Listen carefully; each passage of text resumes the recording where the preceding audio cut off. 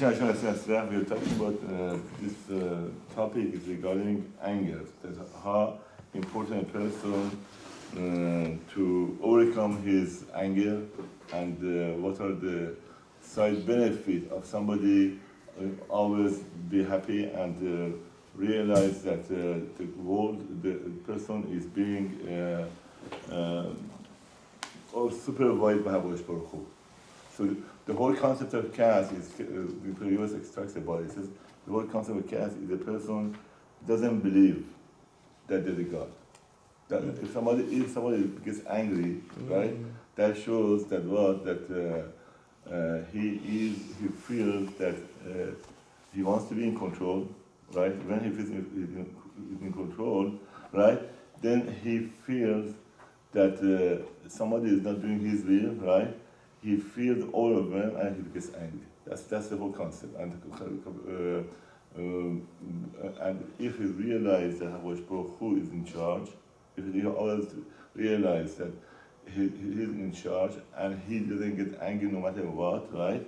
There are many blessings comes to him. I remember one of the story of one of the big tzaddikim, I think it was Sadka, or the Sabbath, the Shiva of the, I think that was the Sadka, the son, that he one time on Rosh Hashanah, he was wearing very, very nice clothing, and he was sitting on his table, and he was waiting to have a ceremony.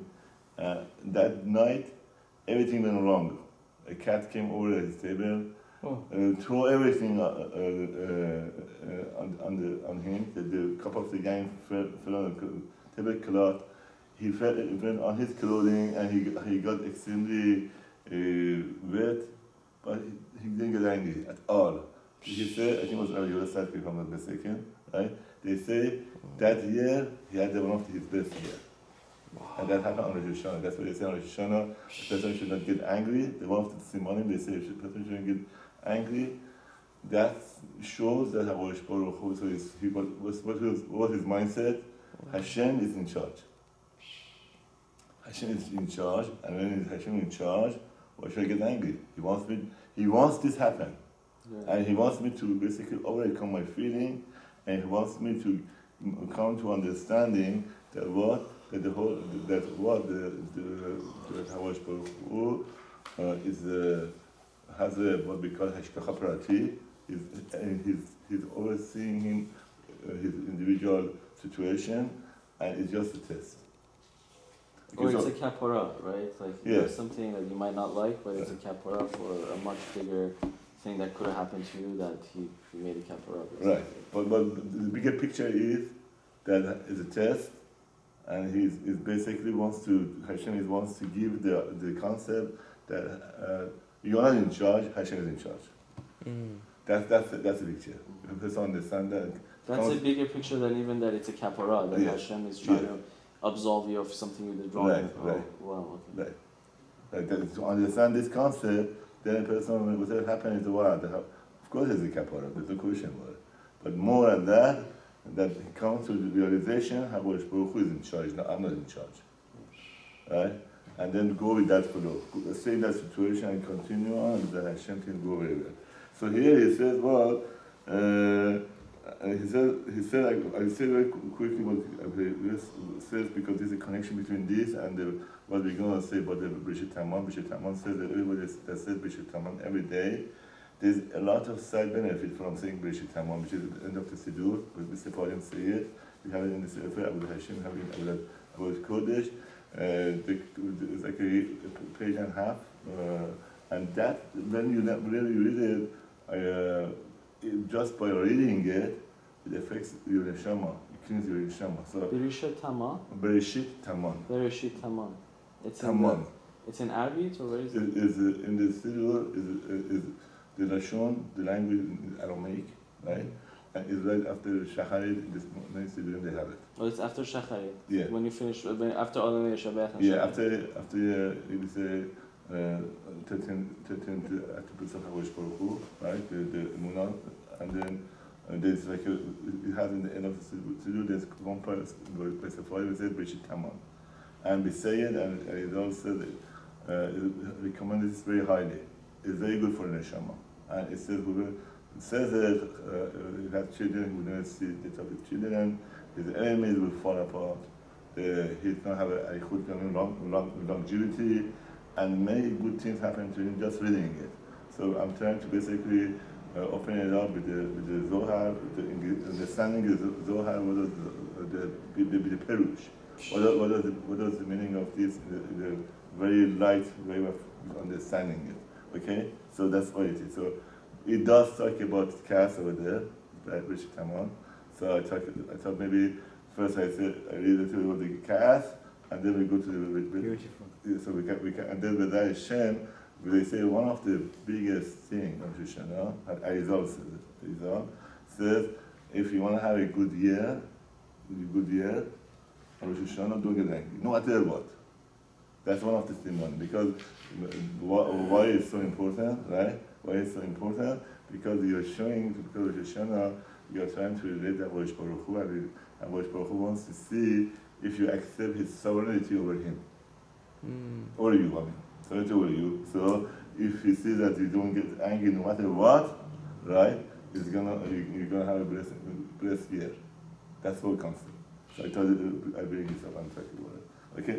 So Pele says that if somebody knows how bad, I'm just going to say a brief part of it, I'm not going to read the whole thing, I'm just going to say the concept of it very fast. So if a person knows how bad it is to get angry, and what are the punishment if somebody gets angry, he would be extremely careful not say anything. And they say that it says,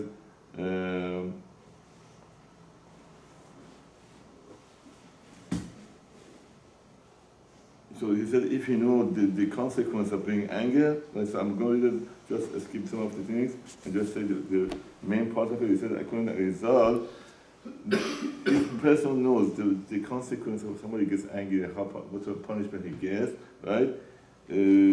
Arizal says, وَهِلِ ذِكَرُمْ لَيْنَبِّ بَهَمْ يَحْكِي يوم مِدِّ يوم لَمَا يِرَوْ فَخَبْ يَحْصُرْ لَأَخَرَوْ يَجِّزْ أَلِسَتُوْ أَلِسَوْ أَزِلْ بِتَوْ إِمْلَابْ لَوْ يَجِّزْ أَسْمَاء الْكُلْ פעם שכועס במאוד או תעני אם לא יכול לעשות בכל מחוץ על כל פנים ישמעו לפיו מעשום לדבר וכאילם לא יפתח פיו ואם ידבר פיו בקול נמוך בשעת כעסו בטוב אדלה.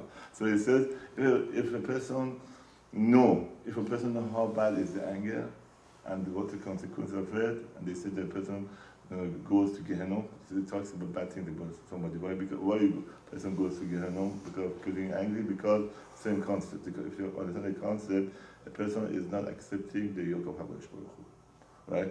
And he says, so if he knows how bad it is and what's the consequences, the person would basically try not to get angry, and he would try to overcome his yetzer hara of getting angry. If he sees that he gets angry, he should make up for himself. This is Pele says he should penalize himself. How does he penalize himself? Either with every time he says to himself, you know what? If I get angry, right, I'm gonna give. For example, he doesn't have that much money. I give $10 to the car. I give $10 to the car, so he gets him. Make it hurt. Make him hurt, so he remembers next time if he gets angry, you have to give $10 to the car. So he said, I don't want to give $10 to the car. I don't have it. So since I don't have it, I don't want to get angry, because if I do get angry, financially, because some people when they already don't have enough money, so when they see that this is going to happen to them, right? When they make this arrangement between themselves, saying that if I get angry, right, I'm gonna pay $10 for the car, whatever, $1, couple of dollars, but it's gonna hurt him. After a while, he's gonna stop talking and getting angry. Or if he doesn't have, he should say, I'm gonna fast. Right now, this man, I know many people cannot fast, so that was one of the options before. He said, I fast one day, I hurt myself. Why I was angry, right? In order what? So he penalized himself so he doesn't do it again. These are the things, the suggestion of Pele. The next step, he says, if you get angry, right? As long as you don't speak out, the damage is not there.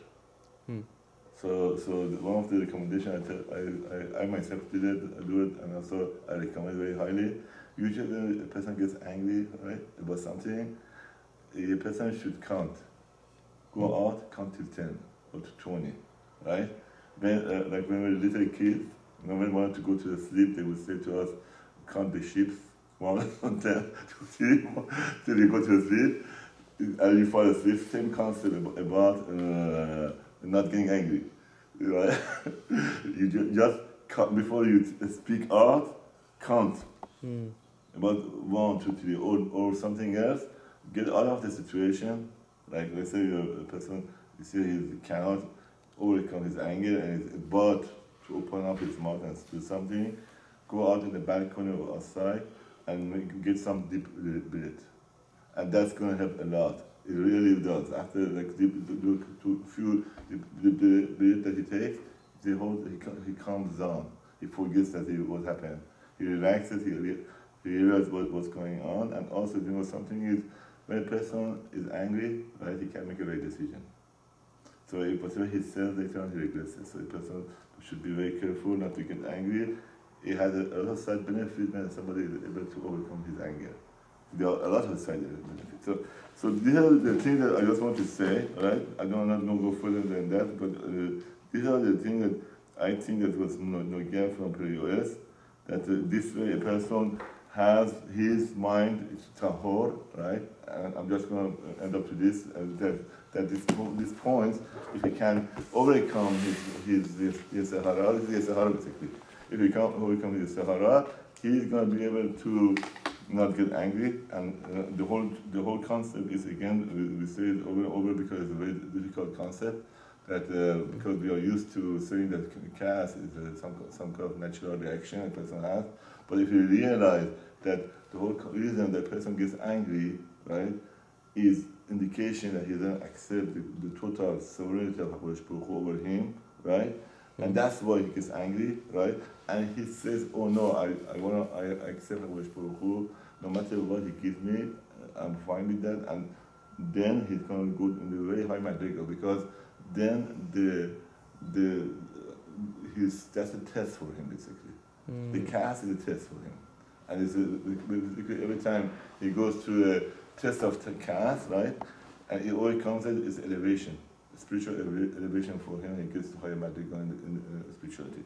And here we go from going to the Tikkun Zohar 48, right? So here we finished Pele, the subject is done, so we are right now in the Tikkun Zohar. It says, Bereshit tamam tere tamam Shabbat. Kemilat Bereshit yesh otiyot tere otiyot Shabbat. So it says, if you look at Bereshit, right? Bereshit, if you look at it, if you analyze the Bereshit, right? We are no longer reading the Pele. So we are in the Zohar. So it says Bereshit. It says in the word there is a otiyot Shabbat and Tere. Bereshit, if you dissect it, is Shabbat and Tere. Tere in Aramaic means 2. Shabbat means Shabbat. So it says means 2 Shabbatot.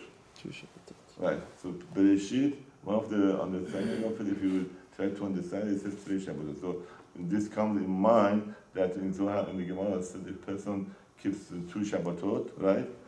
Right, there will be Geulah.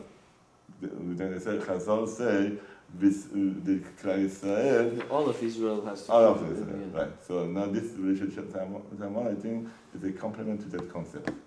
Because I think it's following this concept of what? 2 Shabbatot. So it said Bereshit, right? So one is called Shabbat.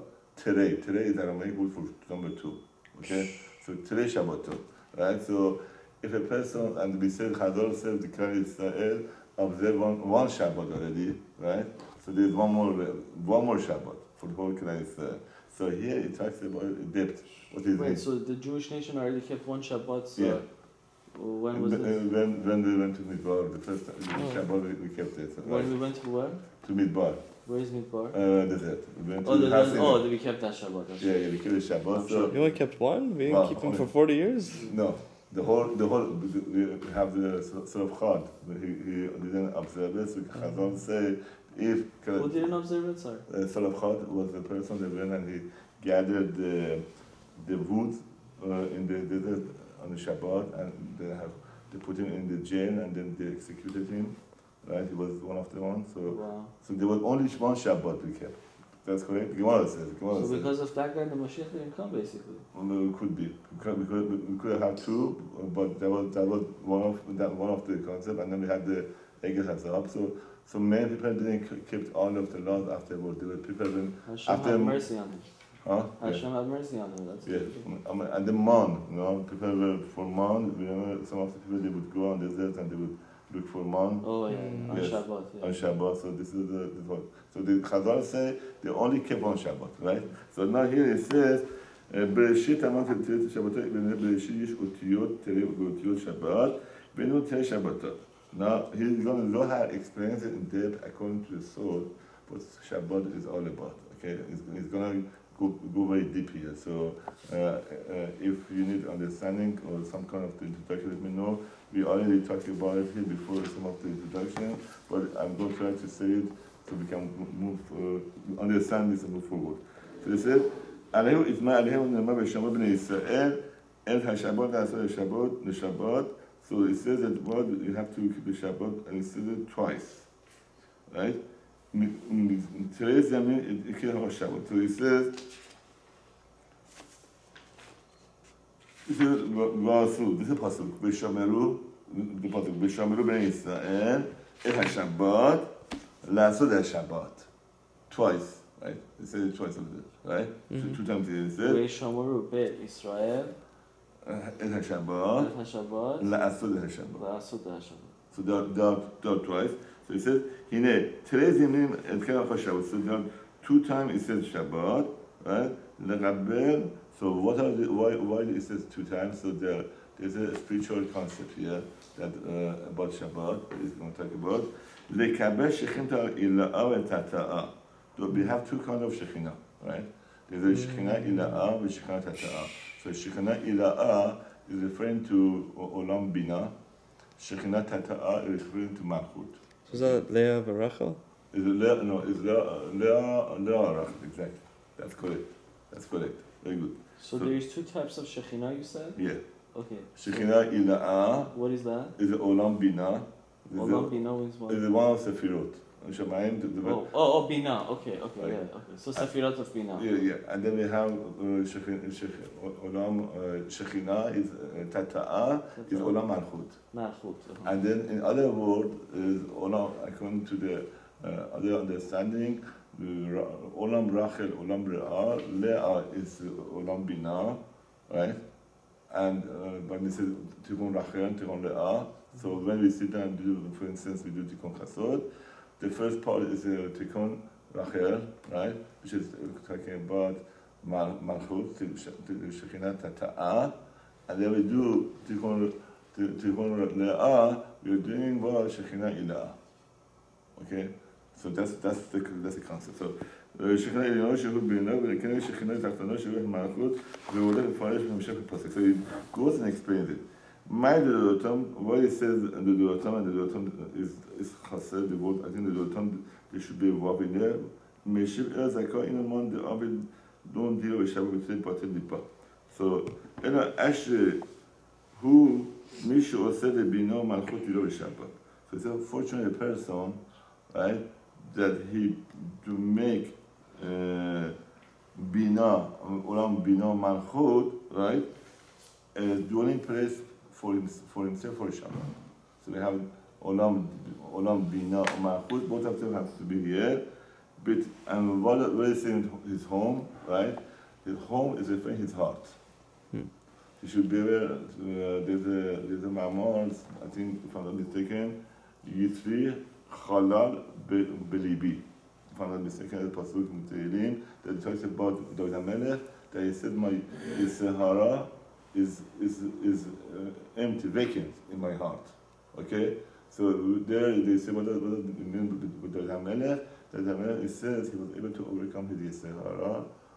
And Yisachara and Yisrael, both of them were able to subjugate them and we're able to serve God with both of his yesod, right?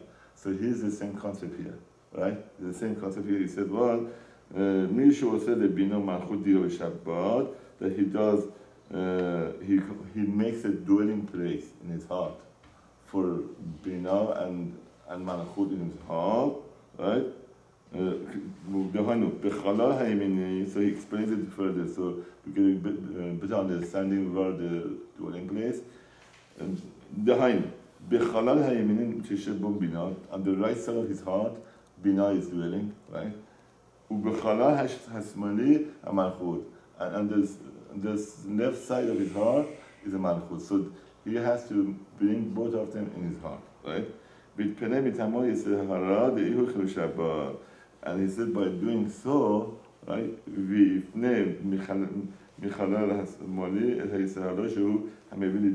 so by doing so, once on his left side is malchut, right, then a person has kedusha in his body, in his heart, then it's impossible he does any avera. Which means his sahara is being subjugated. That's our concept. Like a pasuk of the Ramana. His sahara is being subjugated, right? And he's totally the devotee to Hashem, right? So if he is able to do that, so that's why it's going to go further, and it's going to talk about caste, that they have a big picture in here. That's why I wanted to bring out the importance of how important it is for a person to overcome his Yisahara for caste, because it's Yisahara. And here it's telling you if he is able to bring Malchut to his left side, which is the Yisahara was there, so it just basically pushing away the Yisahara, subjugating it, and that's going to be a big benefit for him. Here we go. How does he do it? How does he able to bring himself over not to do Avera?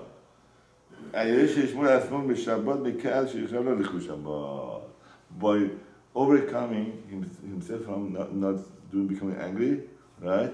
Because the cast by itself, it causes the person to Shabbat.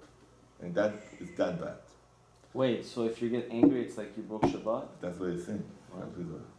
So it's going to talk about, but this is the... Not even if you got angry on Shabbat, even if you got angry on a Wednesday, it's like you broke Shabbat, basically. That's what he's saying. Well, he's saying on Shabbat if you do that. Oh, on Shabbat if you get... Oh, yeah, on Shabbat you're not supposed to, yeah. I even read in another Kabbalah book, in Shabbat, you're not even supposed to... This is a Kabbalah, from a Kabbalah understand. Yeah. You're not even supposed to sigh, like say...